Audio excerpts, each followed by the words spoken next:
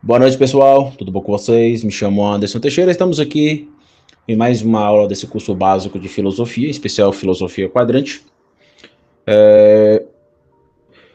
Não sei se vocês perceberam, provavelmente perceberam, né?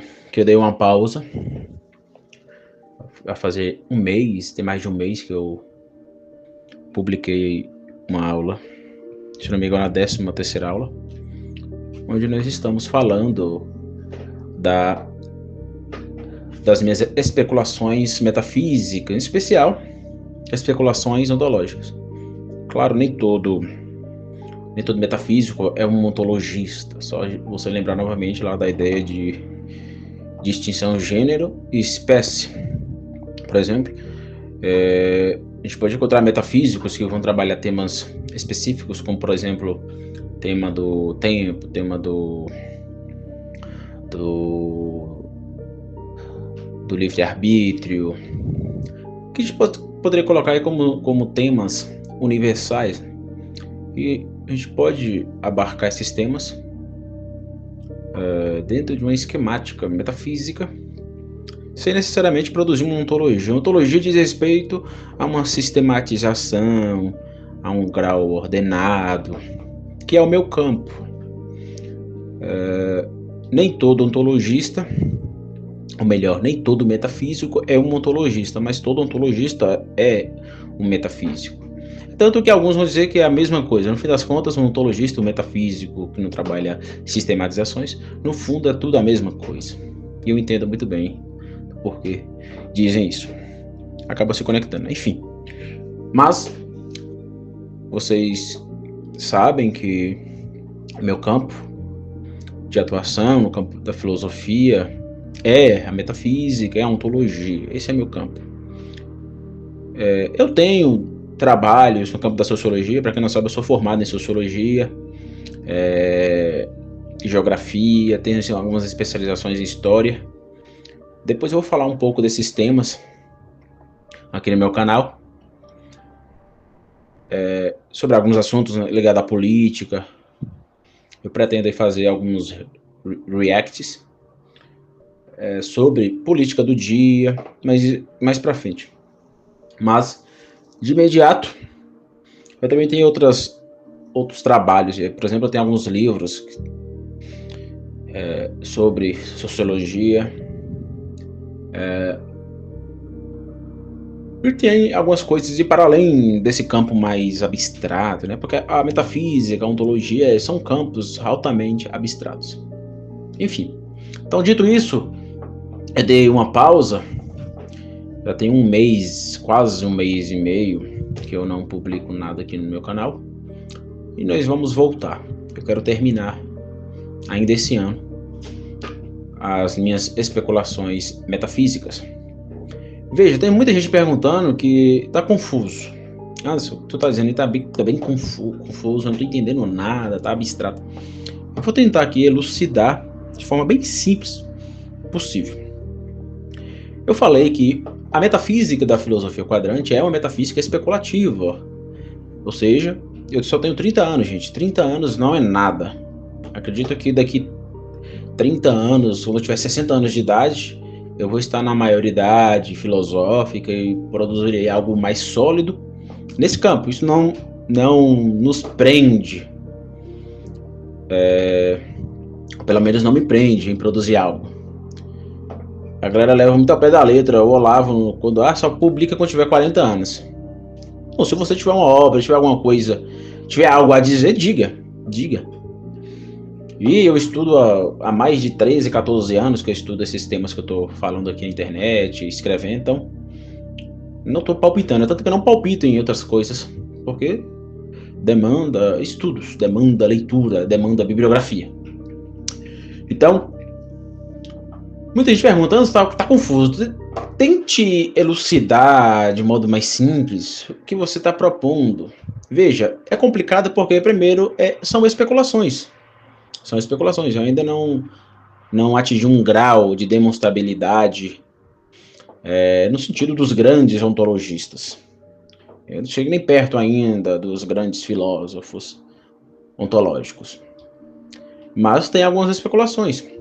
Eu tinha dito que a priori, a metafísica ontológica da filosofia quadrante, ela não nasce do nada, assim como o quadrante nasce do nada, nada nasce do nada. Essa ideia de pensar com a própria cabeça, livre pensador, isso é coisa de burro.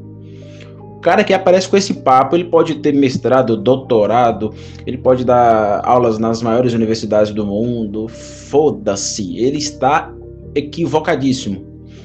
Ele é burro, essa é a palavra, burro. Essa ideia de livre pensador é burrice. Quem estudou um pouquinho de platonismo sabe muito bem. Quando Platão trabalhava, pegando aqui o mito da caverna. O mito da caverna vai trabalhar justamente o mundo sensível enquanto finitização, e a finitização diz respeito ao contexto relativo. Relativo, contrário ao que, gente? Contrário ao absoluto. Quem é absoluto? O ato puro, Deus. Só Deus é absoluto. Tudo que não é Deus, vamos supor que Deus e não Deus. Tudo que não é não Deus é relativo. Tudo que é Deus, ou tudo que é Deus na sua simplicité, é absoluto. Então, tudo fora de Deus é relativo. E é relativo no sentido de finitizar-se. Eu uso esse neologismo, essas expressões, né? Finitização.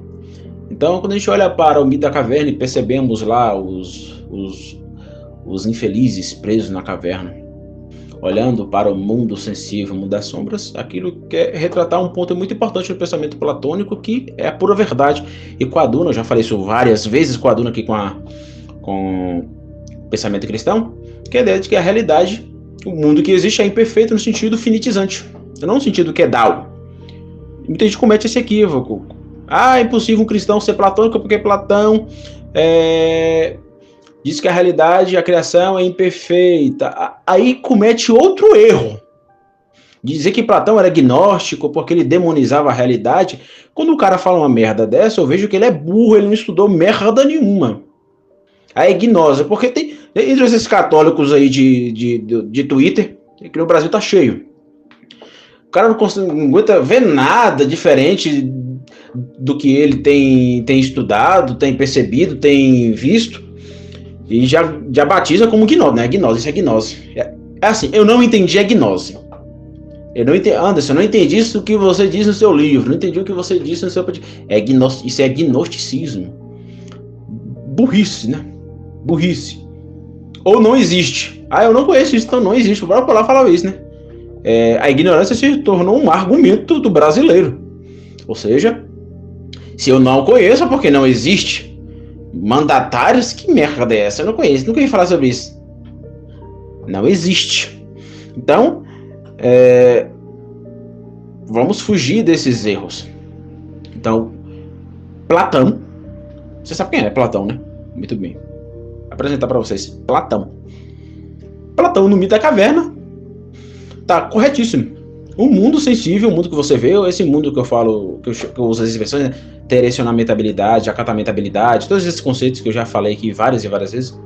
Esse mundo sensível, a qual nós percebemos, a qual eu vou usar aqui a expressão do Olavo, a partir da tripla intuição, em especial a primeira intuição. O mundo a qual nós intuímos, e ao intuímos a partir da fonte de luz, né? Luz na coisa e luz no olho. E a luz não para usar aqui expressões do Kant, não é uma dimensão fenomenal. É uma dimensão, vamos dizer assim, nominal, cognoscível. Veja, eu concordo com Kant em usar a expressão nominal, até porque isso parece muito com Russell. Nominal, noema, Russell usava os conceitos, esses conceitos, noesis e noema. Noema para se referir à coisa em si. Noema, né, melhor dizendo, noema para se referir à coisa em si, noesis para se referir ao eu. Aquilo que o Mário Ferreira dos Santos, na sua década dialética, vai chamar de relação sujeito-objeto.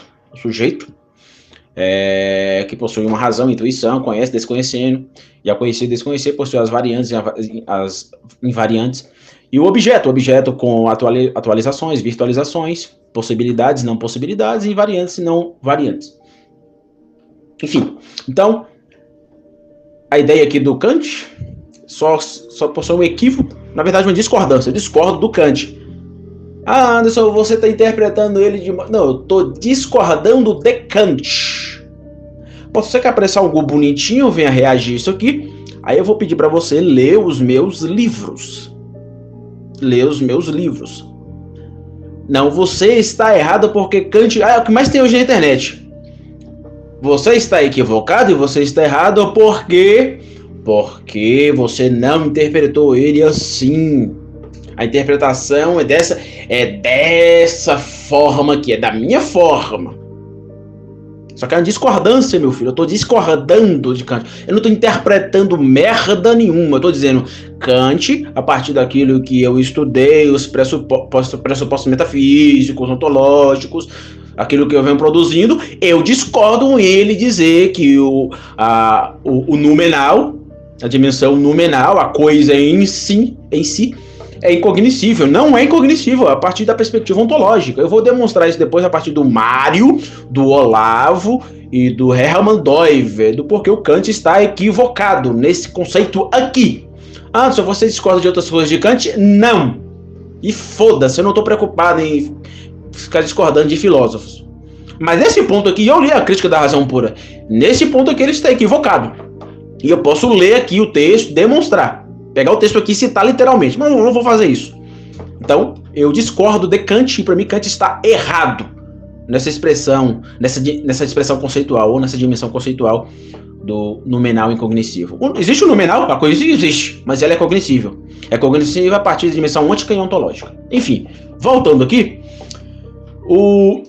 esse mundo sensível é muito importante, né? Então, o mundo sensível é imperfeito, etc. A gente observa o platonismo, que não entra em discordância com o cristianismo, e a galera fica cometendo esses equívocos e batizando os filósofos sem ter estudado, sem ter analisado. O cara não sabe merda nenhuma, leu 2, 3 livros, viu 2 vídeos na internet. Mas tem jovem, gente de menos de 20 anos de idade, palpitando sem ter passado longos anos de estudos profundos naquele assunto. Então, por favor, se você é jovem ainda, como diz aquela música do Charles, se você é jovem ainda, amanhã velho será. Siga o conselho do Nelson Rodrigues: jovens envelheçam depressa. A melhor coisa da juventude é envelhecer, porque essa fase da juventude é a fase mais imbecil que existe na espécie Homo sapiens. Então, se você é jovem ainda, busque ser velho. Graças a Deus eu não sou mais jovem. Graças a Deus. E a partir da cultura judaica, né? Os 30 anos é a maioridade. Graças a Deus eu cheguei na maioridade. Claro, pegando aqui os pressupostos culturais judaicos. Acabei de fazer 30 anos. Então cheguei na maioridade na perspectiva judaica. Então busque ser velho. Se você é jovem ainda, senta a bundinha na cadeira e vá ouvir. Vá aprender primeiro, para depois falar alguma coisa. Isso aqui é um conselho, não estou sendo arrogante. Muita gente me fala que eu sou arrogante. Não sou arrogante de jeito nenhum. Quem conhece aí nos bastidores aí de WhatsApp sabe muito bem. Nada de arrogância. É apenas a verdade. Na juventude você só fala merda. Então, gente, por que eu tô falando de Platão? Porque muita gente batiza Platão de várias formas, dizendo que ele é agnóstico, dizendo que ele é aquilo, aí não coaduna com o cristianismo, e isso aqui fala um bocado de merda. E tem muita gente falando merda em relação a isso aqui, aos mandatários. Isso aí é loucura, isso não tem nada a ver, você tá endoidando. Sem saber. Aí eu vou mostrar aqui de onde eu tirei tudo isso que muitos chamam de merda. Vamos lá. O que eu falei? Eu falei que a ontologia da filosofia quadrante, as especulações da filosofia quadrante, quando eu digo, só abrindo um parênteses aqui novamente, quando eu digo especulação, é no sentido de que eu estou aberto a ser corrigido. Eu sou aberto a ser corrigido. Eu já fui corrigido por gente mais novo que eu. Eu já fui corrigido por gente que não escreveu um livro algum. Por quê? Porque eu vi que o cara estava falando a verdade.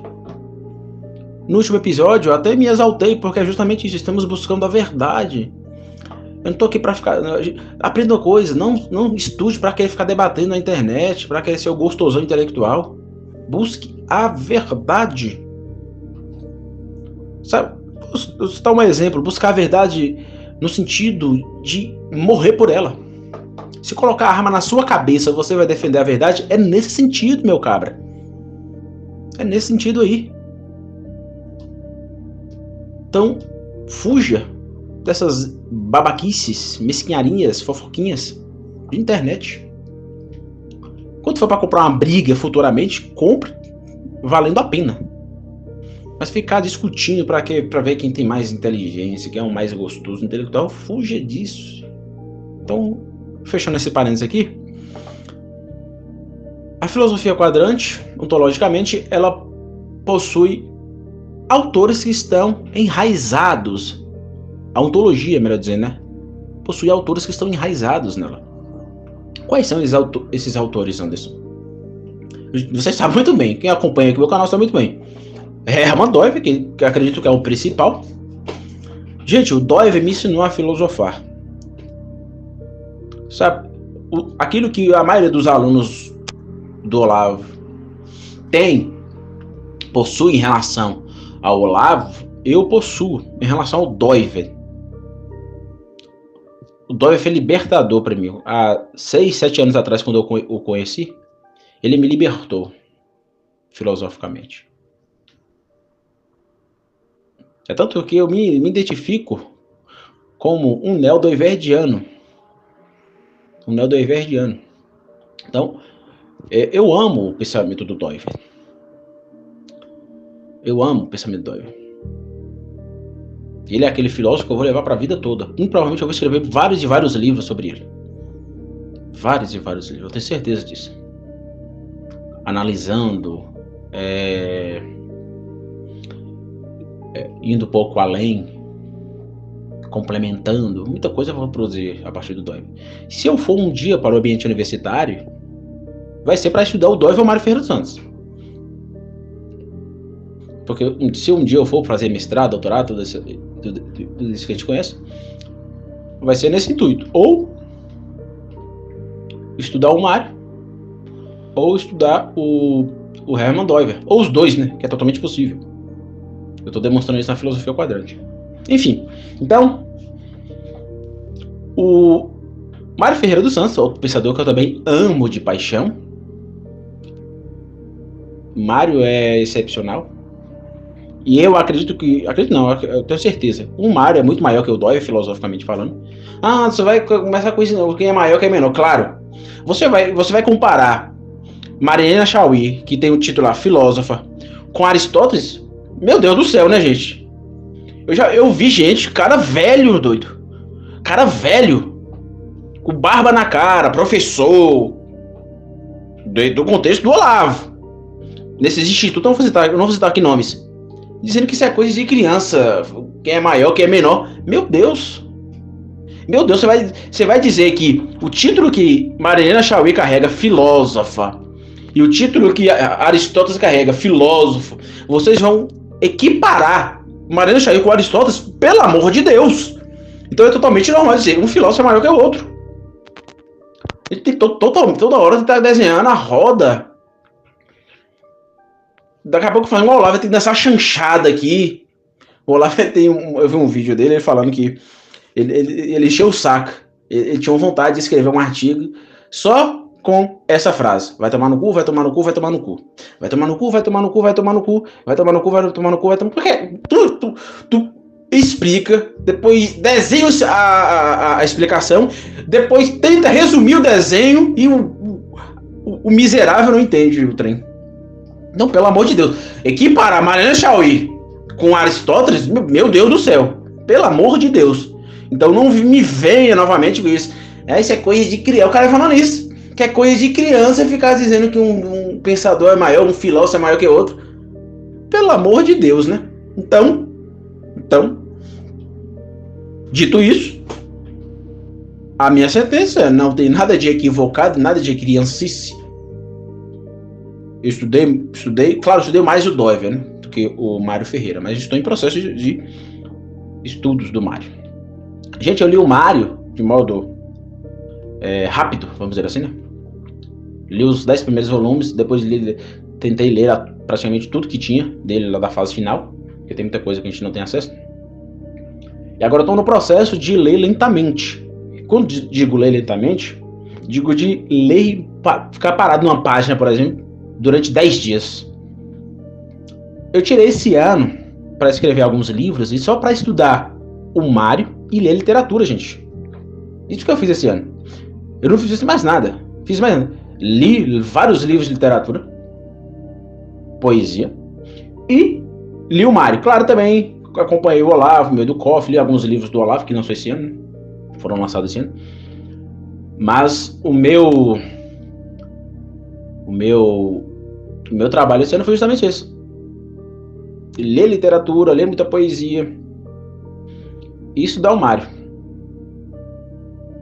Então, o primeiro livro que eu terminei, e eu estou fazendo fichamento, esses fichamentos vão servir para mim escrever um livro que eu quero escrever sobre o Mário daqui a alguns anos. Porque eu faço os fichamentos. Fichamentos não, gente, anotações, perdão. Não estou fechando o livro, eu estou fazendo anotações, e estou aprofundando, criando aqueles mapinhas mentais. Aí eu pego novamente aqueles mapas mentais e dou um caldo mais grosso, fazendo síntese com outros pensadores. Tá entendendo? Aí daqui a alguns anos eu vou pegar essas anotações e vou escrever alguma coisa de modo mais sólido. Então eu terminei Filosofia e Cosmovisão, fiz as anotações. Estou agora fazendo essas anotações com o livro Lógica e Dialética, onde ele vai trabalhar a lógica, a lógica formal, né? É bem importante nesse livro.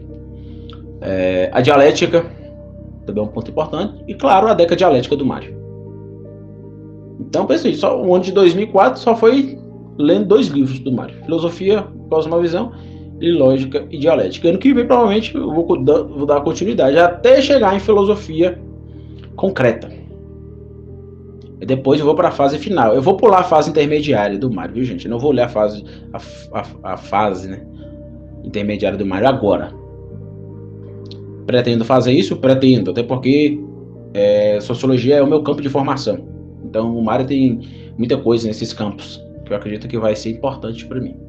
Mas agora não é.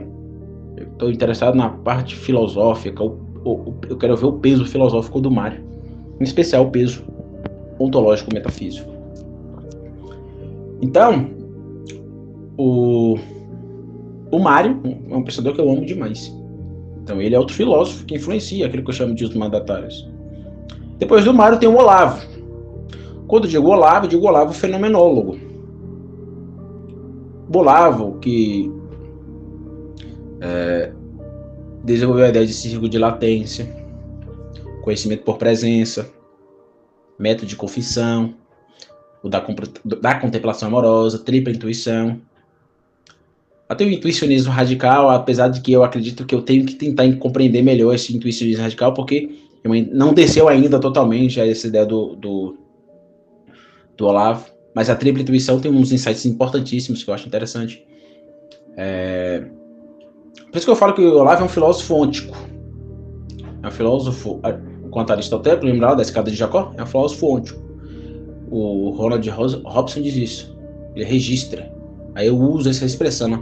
Olavo, enquanto filósofo ôntico, é o filósofo do registramento, registramental. Ele está querendo confessar aquilo que está vendo, o fato. A unidade fática noética. O noesis e a noema, né? Esse dançar fenomenológico. Então, o Olavo é outro filósofo que muito me influenciou. E a teoria do círculo de latência é autoevidente nos mandatários. Os mandatários e a sufixação, teoria da sufixação ontológica. Além do Hermann Doiver, do Mário Ferreira dos Santos e do Olavo, tem o Aristóteles com a sua teoria tão famosa, provavelmente todos vocês aqui já conheçam, né? Aqui é a teoria das categorias. As categorias, Aristóteles, que começa lá na substância, aí vem quantidade, qualidade, relação, tempo, etc. E a gente vai vendo as categorias. Esse também é um sistema que eu levo não para dimensões meramente gramáticas conceituais, mas eu dou um valor ontológico para as categorias aristotélicas. Então também me influencia. E claro, a sabedoria judaica. Em especial o Antigo Testamento. É isso. Essa é a base daquilo que eu estou dizendo aqui. Anderson, significa que outros pensadores não irão aparecer? Não, gente. Não significa isso. Significa que outros pensadores vão aparecer. Por exemplo, o Xavier Zubiri aparece muito. Não sei se vocês perceberam. Outros filósofos irão aparecer aqui. Mas, de modo mais forte, vamos dizer assim, é o Mário Ferreira dos Santos, Hermann Doiver, Olavo de Carvalho, Aristóteles e a sabedoria judaica, o Antigo Testamento. Vamos colocar as 5 influências. Então, quando eu olho para a influência do Olavo, temos a teoria do círculo de latência. Né? A teoria do círculo de latência é bem importante, porque isso lembra a distinção aristotélica de adipotência. A potência, a virtualidade na dimensão ôntica acatamental. É aquilo que eu chamo na gnoseologia da filosofia quadrante de conhecer, ter, relacionar.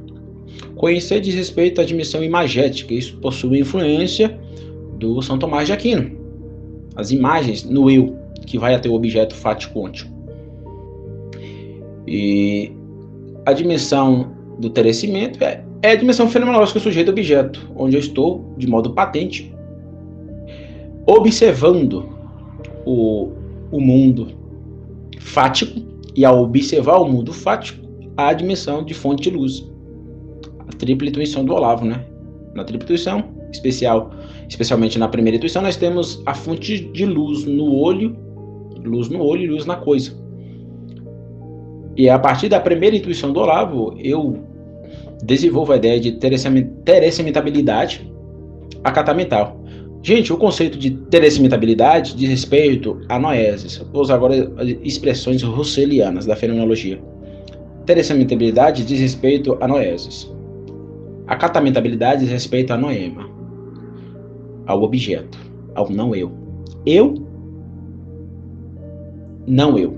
Sujeito, objeto. Então,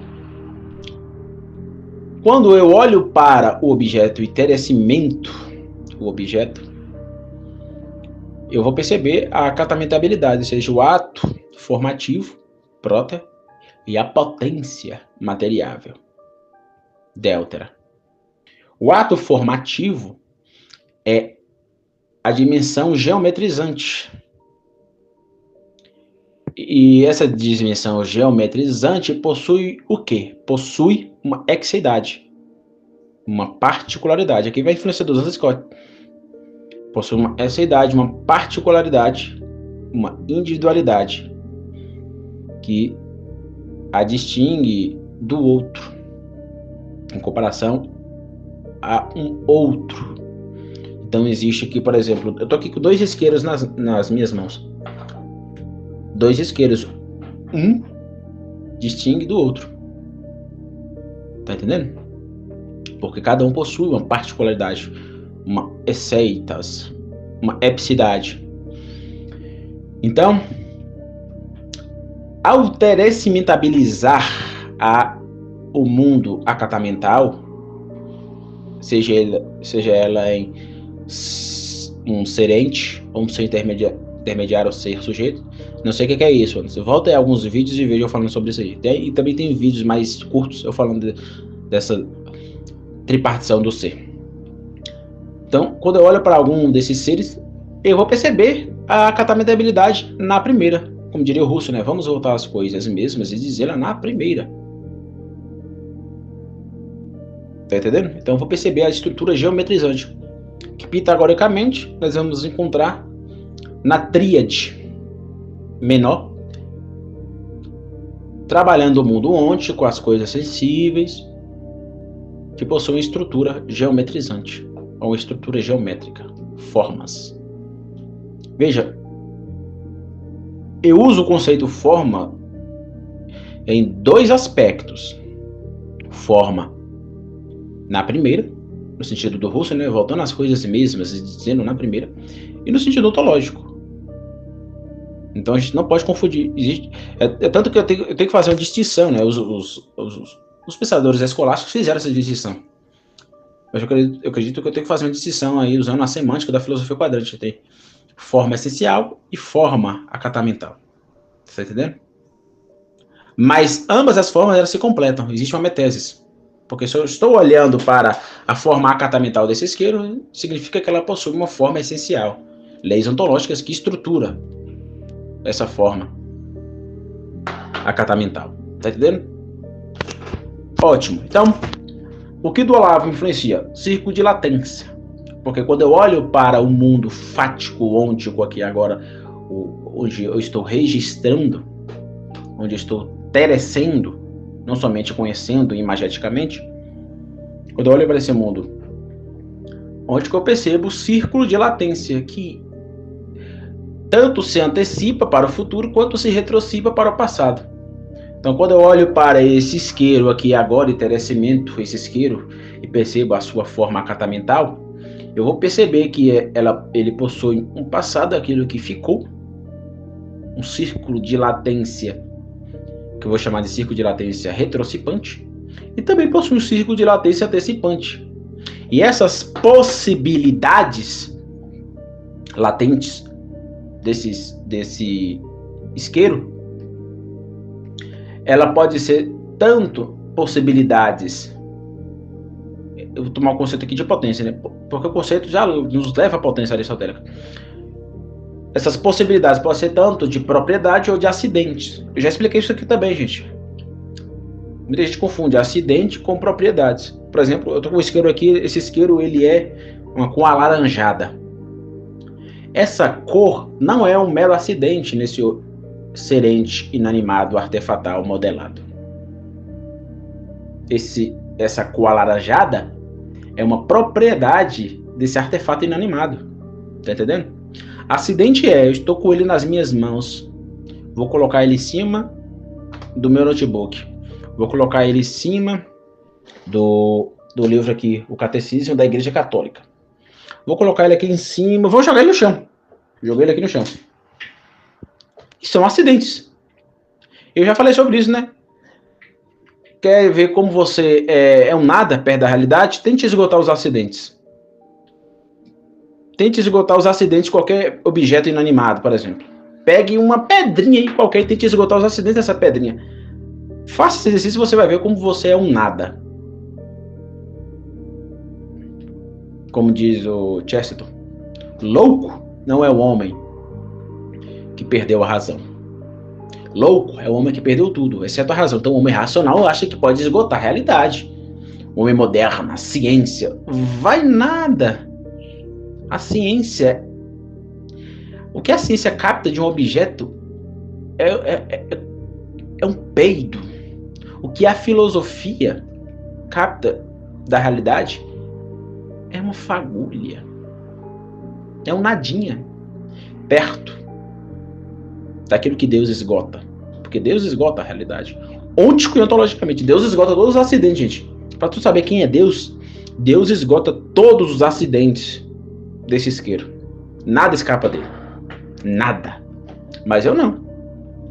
Eu poderia aqui ficar até o fim da minha vida vendo todos os acidentes, as possibilidades acidentais desse isqueiro e não esgotaria ele.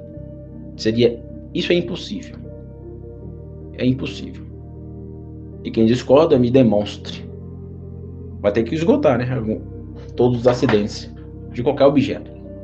Enfim, essa ideia de esgotar aqui, nós remetemos ao círculo de latência. Por exemplo, quando eu olho para esse objeto e percebo o círculo de latência, eu vou perceber, além dos acidentes, as propriedades. Então, por exemplo, esse isqueiro pode ficar tão velho, tão velho, tão velho, que ele fique branco. Essa cor alaranjada suma daqui a alguns anos, ele se torna ele tem um colorido esbranquecido e não seja mais laranja. É uma possibilidade, porque está no círculo desse objeto. É uma latência nesse patente aqui agora. Tá entendendo?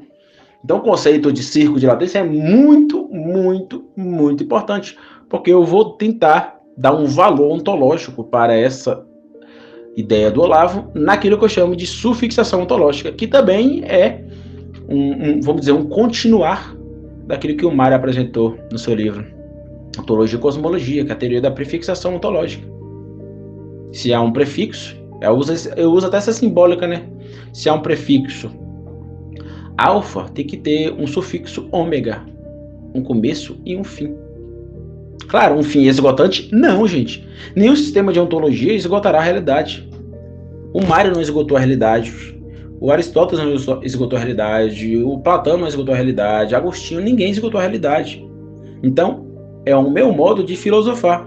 É apenas vamos dizer, apenas mais um retoque ao olhar para a realidade.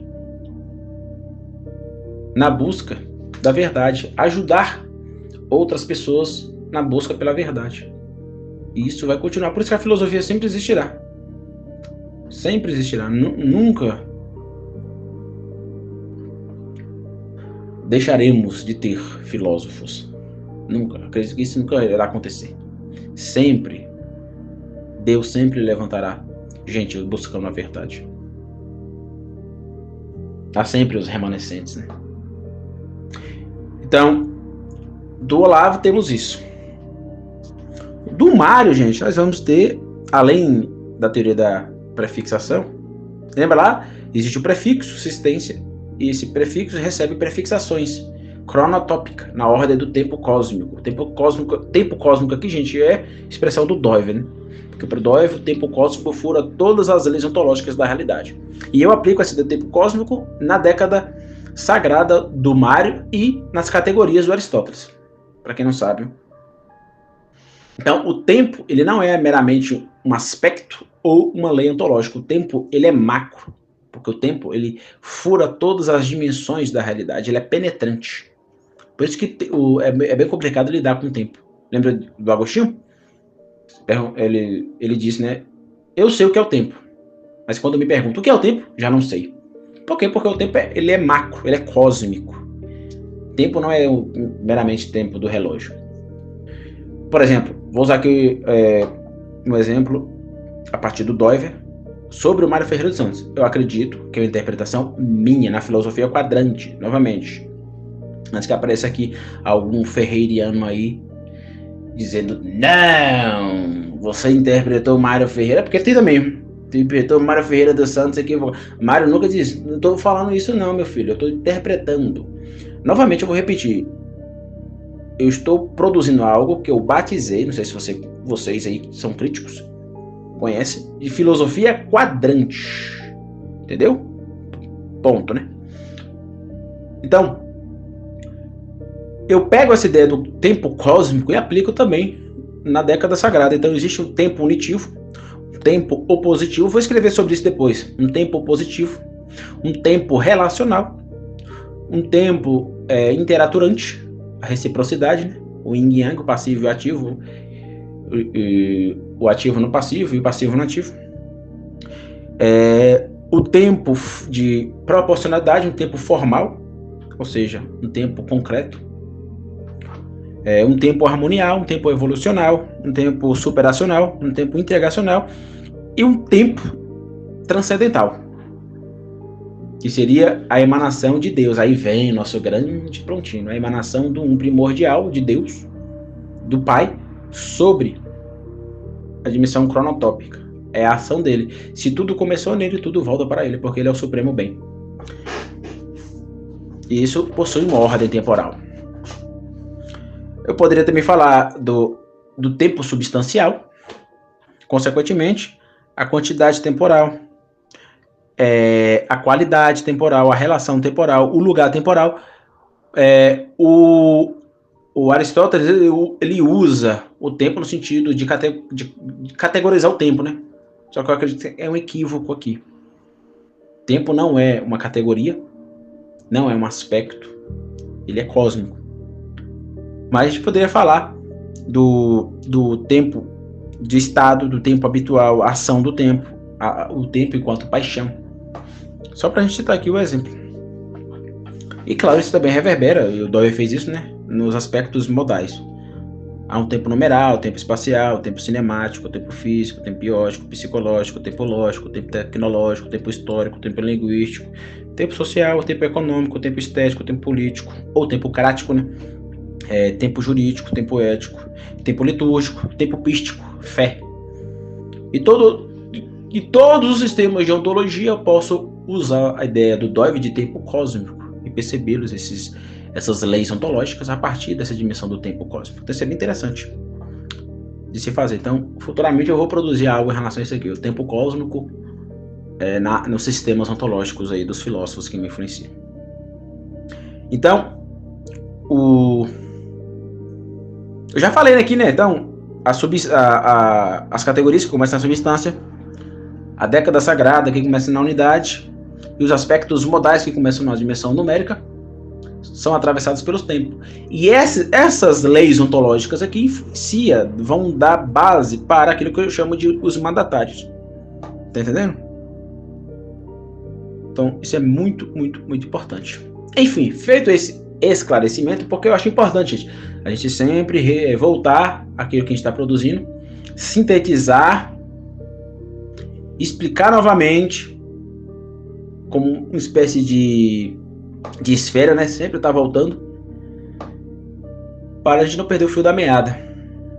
Então achei importante fazer isso aqui. E agora nós vamos falar sobre o próximo mandatário, que eu acho que é muito importante.